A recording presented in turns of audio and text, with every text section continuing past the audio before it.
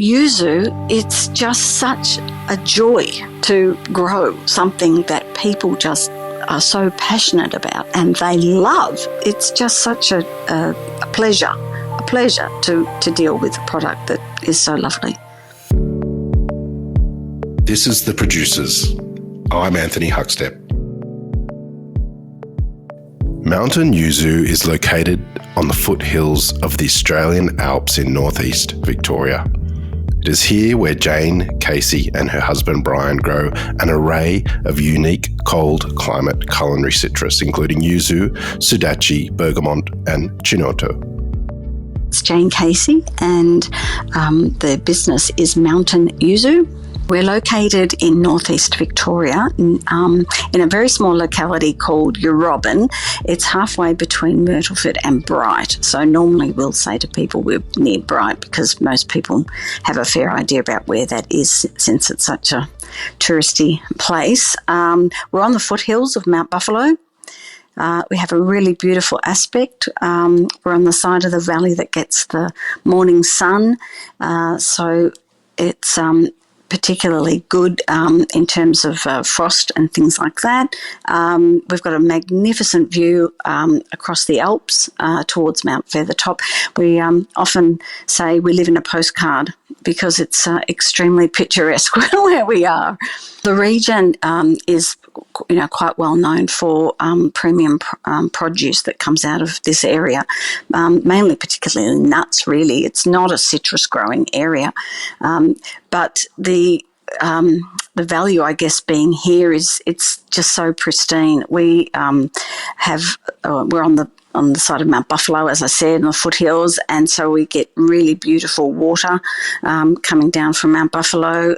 So we have beautiful crisp mornings in autumn, and we have dry summers, warm summers, but then beautiful wet winters.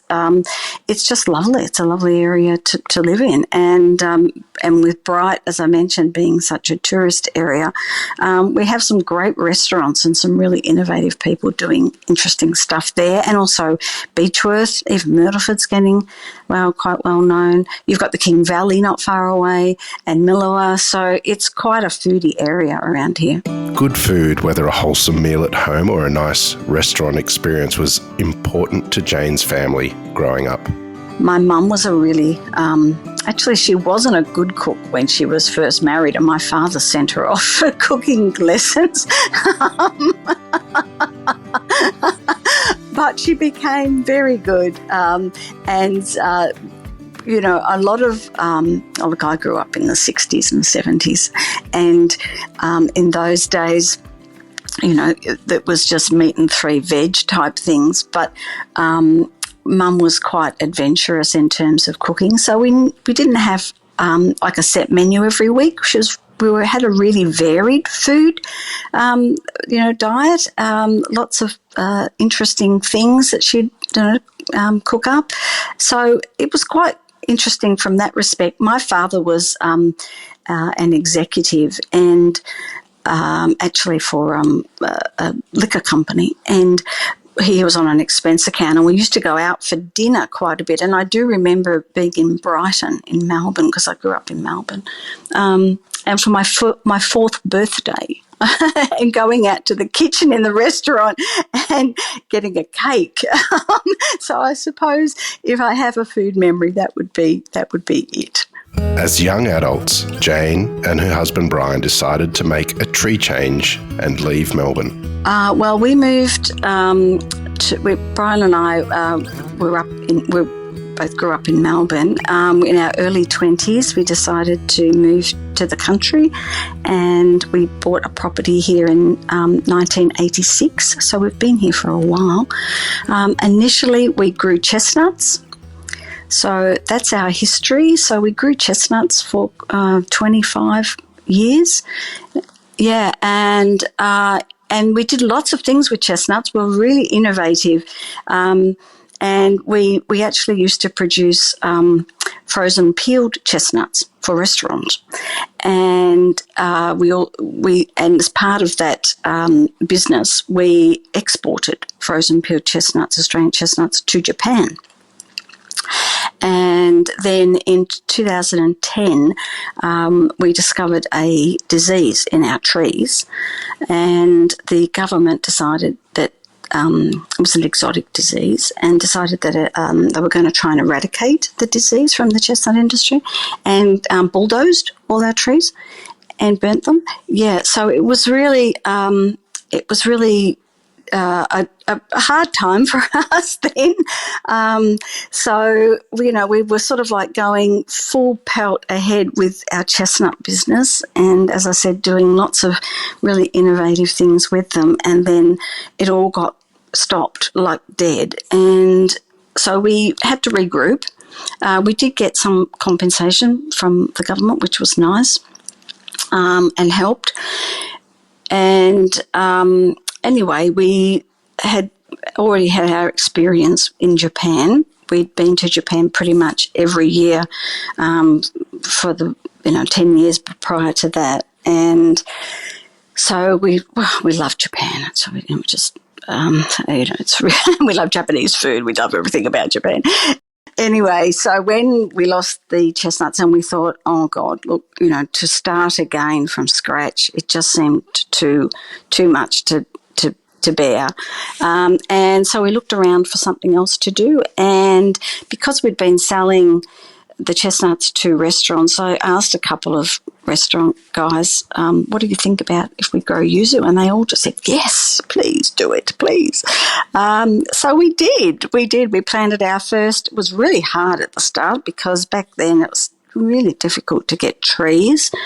But we planted our first trees in 2012. And we were getting like 150 or 200 trees a year. So we had to sort of progressively plant out the orchard, which was what we've done. We know yuzu from Japanese cuisine, but what exactly is yuzu? We love it. And I've yet to meet somebody who doesn't like it. It's a very unique citrus. People often say, what does it taste like? And it's quite hard to describe because it's sort of a cross between mandarin, grapefruit, lime kind of flavour. You use it like a lemon, so you can't eat it like a piece of fruit, but you use the zest and the juice. Unfortunately, yuzu are not very juicy because they're full of seeds. They've got quite a lot of seeds inside, but they're like sort of mandarin shaped. They can be quite large. But generally they're only like a smallish mandarin, or not really a small mandarin, just a mandarin size. And they're bright yellow, which just makes them really, they're really pretty fruit, actually. Making the shift to growing yuzu had more challenges than Jane expected. When you buy yuzu trees, and they're all grafted trees, but they're only like 2 foot or less high, less than 3 foot high. They're quite small, and we've had no experience before with citrus growing. So we were looking at the tree spacings of what to do in the orchard. And so we planted them, because they were so small, we planted them, I think, 2.5 metres by 3 metre rows. And we thought 3 metres was going to be plenty in between the rows of trees. And we didn't realise how big yuzu trees actually do grow. And so we, all of a sudden, after about 5 years, it was really hard to even walk in between the trees, let alone get a mower or anything down. So, but of course, they're quite valuable. It cost us a lot just to plant these things. So I said to Brian, look, we've got space. We had space down further. We've only got 3 hectares, so it's not a huge orchard. It's very small. But we did have some space that we hadn't planted out yet. And so he managed, and Brian's really very, lucky like this. He seems to be able to find the right thing. He found the nurseryman who could supply us the trees, and then he found this guy with a tree spade. And I don't know if you've ever heard about a tree spade, but they're like, it's over 1 metre by 1 metre, and it's got 4 big rams, and you put them around the tree, and then you basically put these rams down it, and it pulls it out like a plug. right? And so you dig a hole with these rams, and then so you've got that shape, and then you go and you dig the tree, and then you move the tree and you put it into that hole. And so he moved 600 trees, which took him 3 years to do it. But and of course we had to buy a front end loader because we had rented a really big tractor to do it. But the weight of the tree and the soil and the everything that goes with it was over a ton, and the tractor just wouldn't handle it. So we had to buy a front end loader, which he promised to sell after that was all moved. And of course now he's got it. He can't let go of it. But anyway, that's another story. Yuzu is a special fruit, but like all special things, they're not easy to grow. Oh, look, they're really tough to grow, I've got to say. We've got a lemon tree in our backyard and a lime tree as well, and they just are beautiful, and they have these most perfect fruit on them. And so when we thought about growing yuzu, we thought, well, the lemon tree grows perfectly well. Of course we can grow yuzu here, But they're not like growing other citrus. They're actually, they seem to be much more fragile to grow. So they're more fussy about nutrients and what they have. Their rind is quite delicate and it's soft. So to get that nice and firm, you've got to make sure that you've got the right nutrients, and calcium is really important. For example, phosphorus is very important, boron is very important, nitrogen, all these things. And it's even citrus growers, and there's a couple of citrus growers who are growing a few yuzu as a bit of a sideline, even they're having problems growing yuzu. And they're experts. And so us with no experience with citrus and only chestnuts, which are a completely different kettle of fish, it's been a really steep learning curve. And we ended up getting a consultant to come in and give us some advice. And that's really been so valuable to us. He still hasn't got it quite right. His experience, again, is citrus. He hasn't got it quite right. But we're really heading towards the right way. We know we're in the right track now, which is excellent. Already having a route to market through chestnuts, Jane knew restaurants were the target market for yuzu. Well, at the very start, when we just had a few trees, a few pieces of fruit, we went direct to restaurants. As I said, we used to sell our frozen peeled into restaurants, so we knew quite a few chefs anyway from that perspective. So that was when we just had a few pieces of fruit, it was easy to do that. But as we've grown and as we have more fruit, we've decided to go down the path of going to wholesalers and providors directly and selling them through them. In some ways, I don't like that because I like to be in contact with my customer much more closely. I like to get that feedback, but it's just not practical for us to be, shipping around fruit with couriers and things like that. It just doesn't seem to work very well. In terms of, couriers, deliver at the wrong time when the restaurants aren't open and they can't find places, and it just becomes a bit difficult. And you can maintain the cold chain a lot better if you go through the wholesale market as well. But we also sell a lot online. So we have these little 12-piece packs, and we sell them to home cooks and food bloggers and people who are really just so interested in yuzu. And at the moment, that would be our main market at the moment. It's just online. Like all farmers, no 2 days are alike, and as Jane explains, farming is a lifestyle, not a job. Well, there's no real typical days on farms. I think any farmer would be able to relate to that. Every day is a little bit different. I guess, we have harvest, which is just full on. So, we have pickers we employ for harvest, so we have to get them organised in the morning. We harvest usually in the cooler months. This year was a little bit early, but normally it's May, June, July, and so it's quite cold. We don't usually start picking fruit until 9 o'clock in the morning because it's just too cold to get out when it's frosty. So that's quite different sort of day to when we're not harvesting and the season's over, and then Brian starts pruning.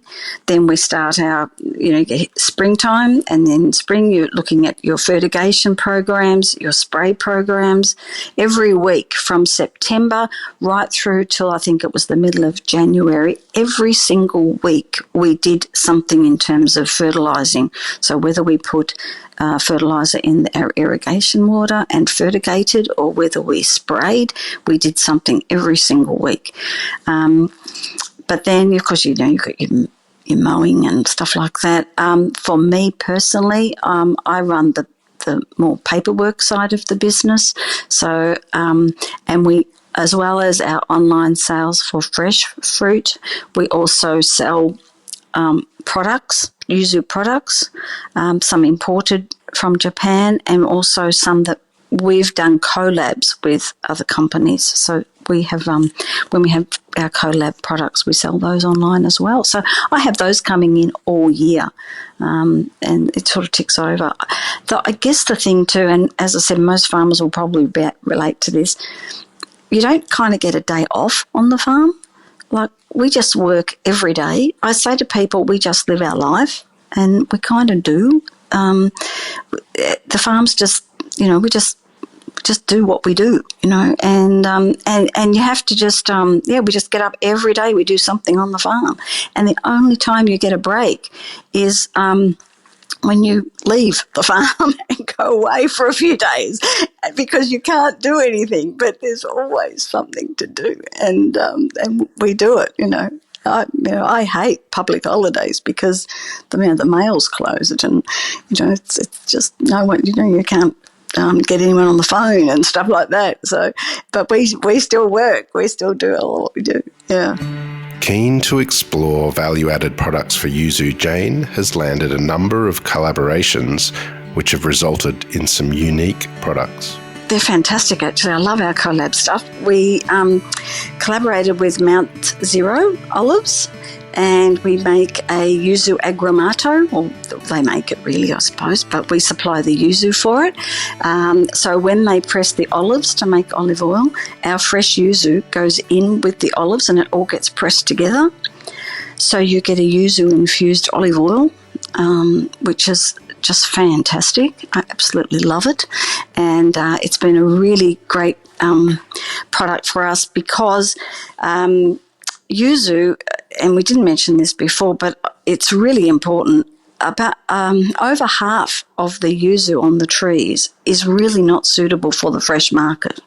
It has too many marks on it. It's just, it doesn't look great. And so you really need to utilise that product. It's perfectly okay. There's nothing wrong with it, but it just has a mark or something on it, So the Yuzu aggramato was really developed quite a few years ago now with a need to do something with the fruit that we just can't utilise in the fresh market.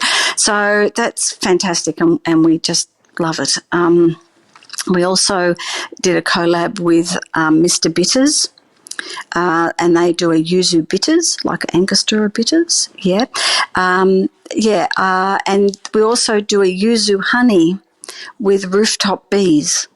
They're located in Sydney, and we supply them with Yuzu zest. So we've got a Japanese zesting machine, and then they put the zest of the Yuzu in and infuse the honey with zest.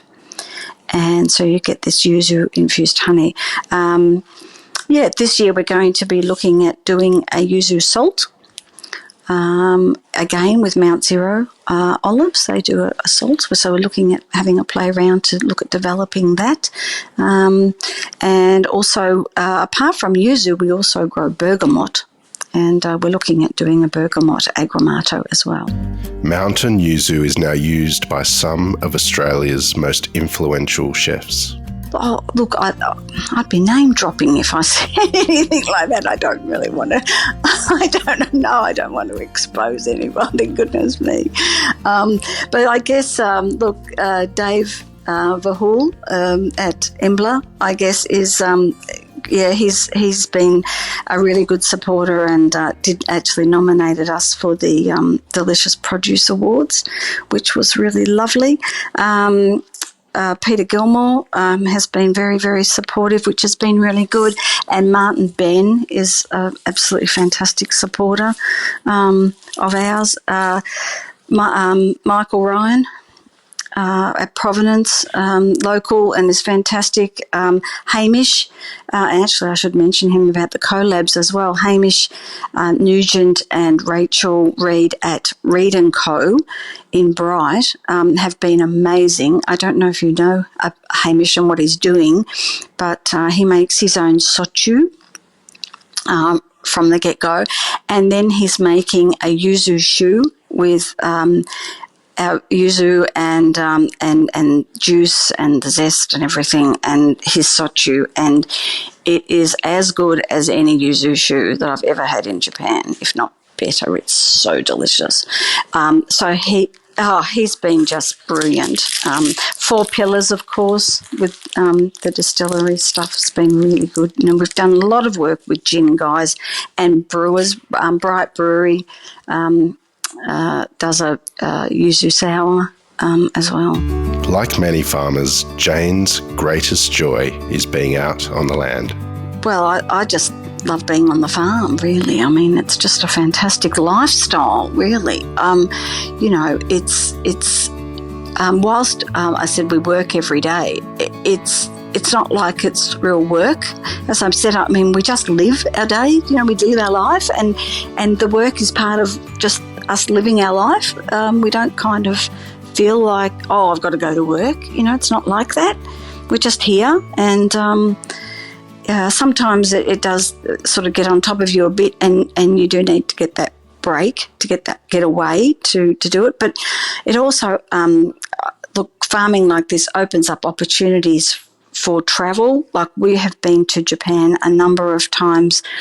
I mean, we were there for chestnuts, but we go to visit growers, yuzu growers. We go to the yuzu research station in Kochi, in Shikoku.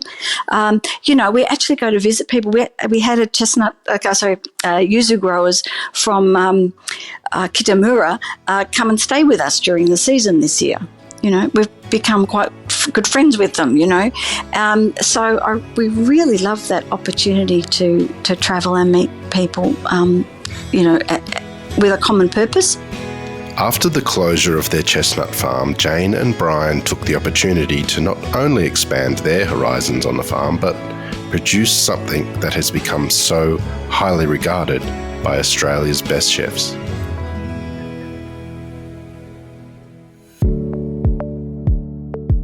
This is The Producers, a Deep in the Weeds production. I'm Anthony Huckstep. Stay tuned as we share the stories of producers, farmers, makers, and growers, the true lifeblood of the food industry. Follow us on Instagram at Producers Podcast, or email us at producerspodcast@deepintheweeds.com.au.